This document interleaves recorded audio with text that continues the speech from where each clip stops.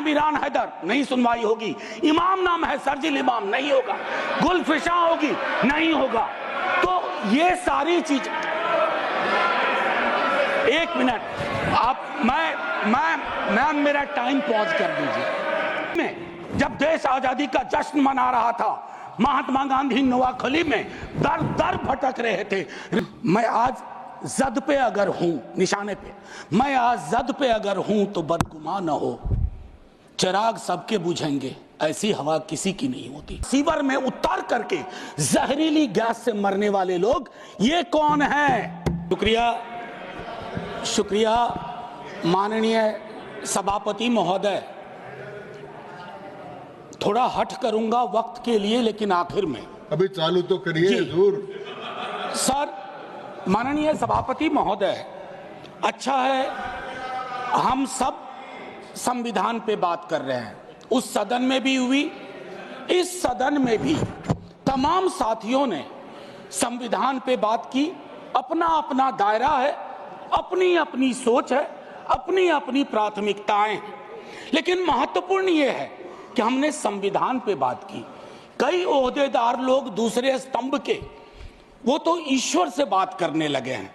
भगवान को कितना काम है, किसी की नौकरी लगवानी है, किसी की शादी करवानी है, किसी को चुनाव जितवाना है, तो किसकी पर्ची निकलेगी, किसकी अर्जी लगेगी। तो अच्छा है कि हम संविधान के दायरे में बात कर रहे हैं। माननीय सभापति महोदय, नेहरू जी पर बहुत चर्चा होती है। जब से इस संसद में आया हूं, और मैं इस नई सरकार के बाद ही सदन में आया हूं। बचपन में सोचा करता था पार्लियामेंट पहुंचूंगा, लेकिन आज एक कन्फेशन करता हूं, हमेशा अपने को विपक्ष में देखता था, तो विपक्ष में ही हूं। तो सर ऐसा है, मैंने कई दफा कहा है, 14 का चुनाव, 19 का चुनाव, 24 का चुनाव जवाहरलाल नेहरू नहीं हारे हैं, विपक्ष हारा है, कांग्रेस हारी है। 100 साल आप चुनाव जीतेंगे, लेकिन नेहरू को फिर भी वहां खड़ा पाएंगे, क्योंकि अथॉरिटेरियनिज्म के खिलाफ, पार्लियामेंट्री डेमोक्रेसी के प्रतीक हैं नेहरू। वो ढाल हैं, वो रक्षा कवच हैं। और मैं आपको बताऊं, हमारे नड्डा साहब ने जेपी का उद्धृत किया, और मुझे अच्छा लगा कि जयप्रकाश जी ने जब इंदिरा जी को, वो इंदू लिखा करते थे, जब चिट्ठियां लिखी ना इमरजेंसी के दौरान, तो नेहरू को इन्वोक किया। I am writing to you in the name of your father Jawaharlal Nehru. वो ऐसे व्यक्ति थे, जब उनकी आलोचना नहीं होती थी तो छद्म नाम से अपनी आलोचना स्वयं करते थे। तो मैं क्या कहूं, जयप्रकाश जी का कश्मीर पर जो नेहरू जी को चिट्ठी थी या इंदिरा जी को चिट्ठी थी, अगर वो चिट्ठी आज मनोज कुमार झा अपने नाम से कॉपी पेस्ट करके लिख दे, तो सर शाम तक मैं टेलीविजन डिबेट में विलेन बन जाऊंगा। मेरे पर यूएपीए लगे ना लगे, सांसद हूं शायद ना लगे, लेकिन बहुत तरह की तोहमत लगेगी। सर एक आवश्यक बात, हम महापुरुषों की जन्मतिथि पुण्यतिथि पर माल्यार्पण वाले दुनिया के नंबर 1 देश हैं। इतनी पुष्प वर्षा करते हैं जन्मतिथि और पुण्यतिथि पे, लेकिन सर वो तिथियां इस बात की भी होती है कि हम अपनी चुनौतियों को स्वीकार करें।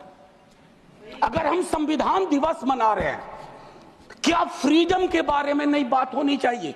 दोनों तरफ ऐसी बातें हो रही हैं, मेरी कमीज सफेद, तुम्हारी कमीज गदली। अरे साहब, संविधान की कमीज देख लो, वो गदला ना हो, उस पे दाग ना पड़े। ये हमारा दायित्व होना चाहिए। आज से 25 वर्ष बाद मैं इस सदन में नहीं होऊंगा, हम में से बहुत लोग नहीं होंगे। जब 100 साल पे चर्चा हो रही होगी, बहुत चर्चा होगी, लोग विश्लेषण करेंगे, जैसे आज हम करते हैं कि नेहरू को यह करना चाहिए था, नेहरू ने वो नहीं किया। 100 साल बाद कोई आपके बारे में टिप्पणी करे, मैं जीवित नहीं रहूं, संभवतः मैं सदन में नहीं रहूंगा, लेकिन वो भी अच्छा नहीं लगेगा सर, अशोभनीय लगेगा। टाइम मशीन नहीं है सर, नहीं तो मैं अपने सारे साथियों को 47-46 ले जाता। खून की नदियां बह रही थी दोनों तरफ, खून की नदियां। मंदिर में गाय काट के फेंकी जा रही थी, मस्जिद में सुअर फेंके जा रहे थे। उस दौर में एक ऐसे देश के निर्माण का संकल्प, गलतियां हुई होंगी। आप विलेन क्यों बनाते हो भाई? विलेन मत बनाओ, आपसे भी गलतियां होती हैं, हमसे हुई हैं। मैं सिर्फ इतना कहता हूं माननीय उपसभापति महोदय कि जब हम तबसरा करते हैं इस तरह के नेताओं पे, तो हम भूल जाते हैं 47 में इस देश की क्या हालत है। सर, आपने घर बनाया हो, मैंने नहीं बनाया अभी तक, मेरे पिता ने बनाया। सर, ग्राउंड फ्लोर बनाने में सबसे ज्यादा मेहनत लगती है, नींव है वो। नेहरू और अंबेडकर, पटेल, आजाद ने नींव डाली। आप सेकंड थर्ड फ्लोर बना रहे हैं, उन्होंने फर्स्ट फ्लोर बनाया, आप 5 फ्लोर और बनाइए, लेकिन नींव के बगैर फ्लोर किसी काम का नहीं है, ये याद रहना चाहिए। सर, माननीय उपसभापति महोदय, हमारे प्रधानमंत्री जी, भाजपा के कई साथी, और चूंकि ये संविधान की डायरेक्टिव प्रिंसिपल्स में है कि यूनिफॉर्म सिविल कोड, सर मैंने विस्तार से अध्ययन किया है, नड्डा साहब ने भी अध्ययन किया होगा, तमाम साथियों ने। सर, कई तरह के उस पर विचार थे, लेकिन डोमिनेंट विचार था कि इसको रखो, किसी दिन वक्त आएगा इस पर बात होगी।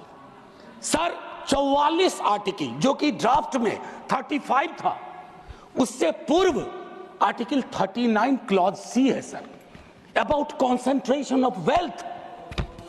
इनकम इनइक्वालिटी का इस देश में जो आलम है, हम टाइम बॉम्ब पे बैठे हुए हैं, टाइम बॉम्ब है ये, और ये सबको इंपैक्ट कर रहा है, ना सिर्फ गरीब मजलूम वर्गों को, मध्यम वर्ग को। अभी हालिया रिपोर्ट आई कि प्रॉफिट मेकिंग कंपनीज, लेकिन उनकी प्रॉफिट का एम्प्लॉय के सैलरी में कोई रिफ्लेक्शन नहीं है सर। रिलेटिव डेप्रिवेशन का जन्म हो रहा है। 44 तक पहुंचिए, यूनिफॉर्म सिविल कोड तक, लेकिन रास्ते में एक मील का पत्थर है आर्टिकल 39 से, वहां रुकिए, ठहरिए, सोचिए कि इसको, क्योंकि अंबेडकर साहब को आप कोट कर रहे थे सोशलिज्म के बारे में कि वो कहते थे कि वो तो रचा बसा है, सेक्युलरिज्म रचा बसा, मानता हूं, लेकिन उन्होंने नेशनलाइजेशन ऑफ लैंड और इंडस्ट्री की भी बात की थी। मैं उसकी पैरोकारी आज के दौर में नहीं कर रहा हूं, लेकिन ये जरूर कहूंगा कि प्राइवेट प्लेयर्स ऐसे ना हो जाए कि एक को चादर से ढकने के चक्कर में पूरा देश नग्न सच्चाई से रूबरू होता रहे, ये नहीं होना चाहिए। अब सर, मैं एक बात कहता हूं, आज जब मैं यहां बोल रहा हूं, इस देश के किसी न किसी कोने में सीवर से एक आध डेथ हो चुकी होगी, सीवर में उतर करके। खुदाई चल रही है इस देश में, कई जगह खोदे जा रहे हैं, एक खुदाई हम सब सांसद मिलके करें। वो जो सेप्टिक टैंक और सीवर में उतर करके जहरीली गैस से मरने वाले लोग, ये कौन है? ये हम एक हैं तो सेफ हैं में नहीं आते, ये हमारे हिस्सा नहीं है, इसी समाज का हिस्सा है। हाँ, ये अव्वल बात है कि हमारी जातिगत सीढ़ी नुमा पदानुक्रम में वो नीचे आते हैं, उनके उन पर गौर थोड़ा हम कम करते हैं, ये नहीं होना चाहिए। और मैं समझता हूं कि फ्रीडम की जब बात हो तो हम मूल्यांकन करें। फ्रीडम में हाइफन नहीं होता है, फ्री के बाद डॉम नहीं, जैसे जॉर्ज ऑरवेल की किताब में था, all animals are equal but some animals are more equal than others. इस देश में नाम और सरनेम से भी चीजें तय होती हैं। खालिद नाम है, जेल में रहोगे, सुनवाई नहीं होगी। हैदर नाम है, मीरान हैदर, नहीं सुनवाई होगी। इमाम नाम है, सरजिल इमाम, नहीं होगा। गुलफिशा होगी, नहीं होगा। तो ये सारी चीज, एक मिनट आप, मैं मेरा टाइम पॉज कर दीजिए, मेरा टाइम पॉज कर दीजिए, मेरा टाइम पॉज कर दीजिए। मैम चेयरपर्सन, मेरा टाइम पॉज कर दीजिए। मैम मैं सिर्फ इतना कहना चाहता हूं, अभी यहां बोल रहा हूं, मूलवासी बचाओ संघ मंच है छत्तीसगढ़ में, अनलॉफुल बना देते हैं आप। अरे कोई तो तौर तरीका हो, किसान विरोध करे, देशद्रोही है। विद्यार्थी विरोध करें नौकरी के लिए, नौकरी मांग रहे हैं आपसे, और कुछ तो नौकरी भी नहीं मांग रहे हैं, परीक्षा समय पर कराने की मांग कर रहे हैं। आप कह रहे हो अराजक हैं, नक्सल हैं। ये जो शब्दावली लेकर के, विशेषण लेकर के आप घूमते हैं, इससे थोड़ा बाज आइए। मैं कह रहा हूं ये टेम्पटेशन होता है जब बहुत बड़ी सत्ता होती है, 15वें वर्ष में, 11वें वर्ष में प्रवेश करते हैं, लेकिन उस टेम्पटेशन को रोकना मैच्योरिटी है, परिपक्वता, परिपक्व लीडरशिप की बात होती है। वैकल्पिक विकास की कोई मांग आपसे करेगा तो आप कहोगे नक्सली है। अब मैम चेयरपर्सन, एक और चीज कहना चाहता हूं, मैं पीड़ा साझा करता हूं बांग्लादेश में जो हो रहा है, साझा करता हूं पीड़ा। 71 के बारे में पढ़ा था, अभी देख रहा हूं, लेकिन मैम मैं महात्मा गांधी पर जाना चाहता हूं। नोआखली में जब देश आजादी का जश्न मना रहा था, महात्मा गांधी नोआखली में दर दर भटक रहे थे, restoration of peace and normality, वो दौर था। उन्होंने एक बात कही थी, आज का दक्षिण एशिया है जिससे पाकिस्तान और बांग्लादेश निकला है, हमें इस बात का स्मरण करना होगा कि हमारी भूमिका सबसे बड़ी है। हम बड़े भाई वाली शब्दावली का इस्तेमाल नहीं करेंगे। We are the largest and the oldest democracy. बाकी में डेमोक्रेसी कैजुअलिटी हुई है पाकिस्तान और बांग्लादेश में, संविधान तक नहीं आया। लेकिन हम अपनी अकलियत के साथ कैसा व्यवहार करते हैं, तो हम कह पाते बांग्लादेश को, learn from us, to Pakistan, learn from us, this is how we treat. लेकिन हमारा रिपोर्ट कार्ड अगर उसमें कमियां रहती है, मैं Sit down. Sit down. Sit down. Ma'am chairperson, my time should be paused. Sit down. My time should be paused. My time should be paused. My time should be paused. Honorable members. Ma'am एक चीज मैं एक चीज कहना चाहता हूं।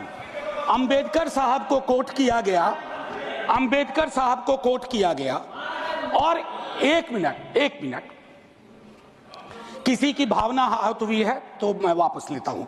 It is primarily a mode of, सुनिए, it is primarily a mode of associated living. Democracy is not simply a form of living, form of government. Associated living, कितना इसको अपने जीवन में उतार पाए? ऑफ कॉन्जॉइंट कम्युनिकेटेड एक्सपीरियंस, कितना उतार पाए? जातिगत जनगणना की जब बात होती है तो बट जाते हैं हम। क्यों बट जाते हैं भाई? वर्गीकरण की बात होती है, बिना जनगणना के वर्गीकरण कैसा? एनएफएस के माध्यम से एक नई रवायत का जन्म हो गया है। एक ओबीसी की लिस्ट में क्रीमी लेयर के इंटरप्रिटेशन के लिए आप राज्यों की समकक्षता, इक्विवेलेंस को एक ऑर्डर के माध्यम से छुपा देते हैं। आपका दोष नहीं भी दूंगा, कहूंगा कि अधिकारी वर्ग के अंदर अभी भी वो मानस है कि वो रिप्रेजेंटेशन से परेशान होता है, चिढ़ता है, उसको लगता है ये यहां कहां आ गए। अभी बिहार में सर्वेक्षण हुआ, कई लोगों ने कहा हम तो इतने कम नहीं हो सकते। विजिबिलिटी और न्यूमेरिकल स्ट्रेंथ में फर्क होता है। विजिबल आप इसलिए अपने को समझते हैं ज्यादा कि आप न्यायालय में हैं, आप विद्यालय में हैं, आप सड़क पे हैं, आप चौक पे हैं, आप चौराहे में हैं, तो आपको लगता हम तो बहुत, हमें कम क्यों दिखाया गया? उसके इस रिश्ते को हम सबको समझना होगा। मैम चेयरपर्सन, और जो मैंने कहा conjoint experience and associated living, together with that I'll take you for a minute to what Jawaharlal ji said in the beginning of objective resolution. उन्होंने कहा, और मैं हिंदी में तर्जुमा करता हूं, कि आज जब मैं यहां खड़ा हूं तो 5000 साल का अतीत मेरे सामने खड़ा है। मैं अभिभूत भी हूं, लेकिन मेरी चिंताएं भी हैं। इन चिंताओं और अभिभूत होने के बीच किस तरह के राष्ट्र का हम निर्माण करेंगे इस संविधान सभा के माध्यम से, मैं इस चुनौती को स्वीकार करता हूं अपने साथियों के साथ। और देन ही mentioned oath of tennis court. मैंने इस सदन में एक दिन कहा था कि 1789 के रेवोल्यूशन के बाद जहां से लिबर्टी, इक्वालिटी, फ्रैटर्निटी आया, जवाहरलाल जी ने कहा तब के बादशाह ने वहां कमरे बंद करवा दिए कि कॉन्स्टिट्यूएंट असेंबली नहीं बैठ सकती है। एक कमरे से दूसरा कमरा, दूसरे कमरे से बरामदा, और आखिर में टेनिस कोर्ट में पूरी की पूरी असेंबली बैठी और ओथ लिया। उसको कहते हैं ओथ ऑफ टेनिस कोर्ट। उन्होंने क्यों यह उदाहरण दिया? कि हमारी डेमोक्रेसी में भी कभी इस तरह के चैलेंज आ जाए तो संसद इमारत की मोहताज नहीं होगी, संसदीय लोकतंत्र इमारत की मोहताज नहीं होगी, वो इबारत देखेगी। और इबारत में फर्क है। मैम आज मैंने कहा था हट करूंगा, 1.5 से 2 मिनट और चाहिए। अब मैंने कहा कि वन नेशन वन इलेक्शन की बात हो रही है, उस पर विस्तार से बोलूंगा जिस दिन अगर आया, अगर सिलेक्ट कमेटी को गया तो अलग बात है। लेकिन मैम इस देश में वन नेशन वन इलेक्शन था, नड्डा साहब ने कहा, मैं मानता हूं। कई दफा क्या होता है जब आप कोट करते हैं, हमारी यूनिवर्सिटी में कहते हैं कि सेमी कोलोन के बाद किसी को कोट मत करो, उसको हम लोग कहते हैं पुअर साइटेशन, कि किसी को कोट किया। जैसे आपको उदाहरण के लिए मैम 30 सेकंड में, कि मार्क्स ने कहा religion is the opium for masses, ऐसा कभी नहीं कहा मार्क्स ने, वो सेमी कोलन के बाद का एक सेंटेंस था। उन्होंने ये कहा is the Sai of oppressed, लेकिन सेमी कोलन के बाद का उठा करके कहा रे रिलीजन के तो खिलाफ थे कार्ल मार्क्स। तो उसी तरह से साइटेशन के साथ दिक्कत है।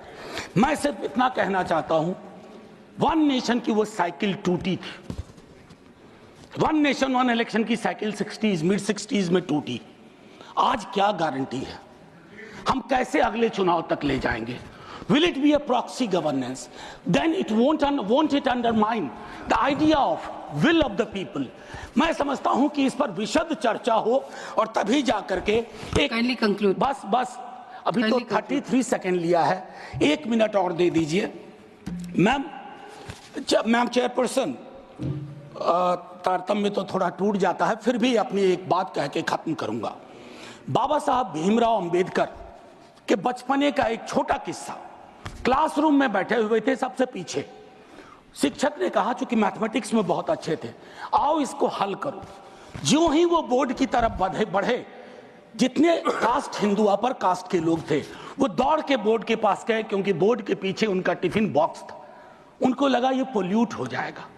मैम आज वो मान्यताएं नहीं हैं, लेकिन पोल्यूशन प्योरिटी की नई मान्यताएं आ गई हैं, एक्सक्लूजन की नई मान्यताएं आ गई हैं। और आखिरी में ऑस्विज एक जगह थी पोलैंड में, जहां जिसको सिर्फ गैस चैम्बर से मत समझिए, ऑस्विज के बनने में सालों की नफरत और घृणा थी, जिसका अंजाम ना सिर्फ जर्मनी में भुगता गया, पूरी दुनिया ने। तो ये नफरत घृणा, इस पर लगाम लगे ना तो हर मोहल्ले में ऑस्विज होगा। और आखिर में मैम, मैं आज जद पे अगर हूं, निशाने पे, मैं आज जद पे अगर हूं तो बदगुमा न हो, चिराग सबके बुझेंगे, ऐसी हवा किसी की नहीं होती। शुक्रिया मैम, जय हिंद। मिल्क टाइम्स को जारी रखने और मजबूत बनाने के लिए हमारी आर्थिक सहायता कीजिए। ये एक आजाद मीडिया हाउस और कमजोरों की आवाज है। आप हमें देखें, सुने, पढ़ें और हर महीना ज्यादा नहीं, सिर्फ 100 रुपए से मदद करें। डिटेल्स डिस्क्रिप्शन में मौजूद है।